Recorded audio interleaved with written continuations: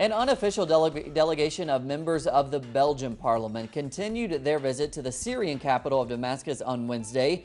That's where they met with top Syrian officials to get an idea of the reality on the ground after a more than 4-year-long internal conflict in Syria. Our correspondent Nashwan Abdullah now with more from Damascus.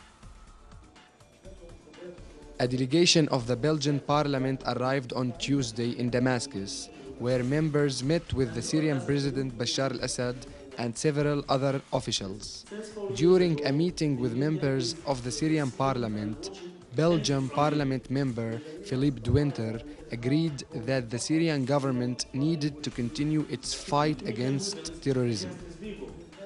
If we lose this battle against Daesh, against ISIS, against al-Nusra, against Islamic Jihad here in Syria and in Iraq, we lose it tomorrow in Lebanon, we lose it the day after on the shores of the Mediterranean coast, and we lose it the week after in Europe.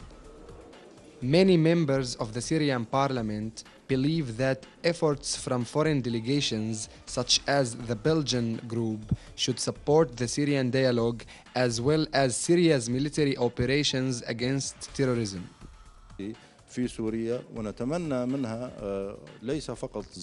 What we ask from these delegations is that they not just visit us, but we also want them to pressure their governments to stop targeting Syria and stop aiding sources of terrorism in Syria.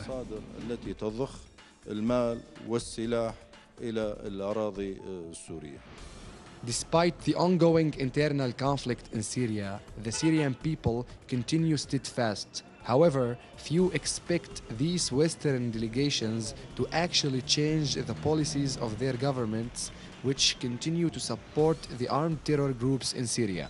Nashwan Abdullah, Telesur, Damascus, Syria.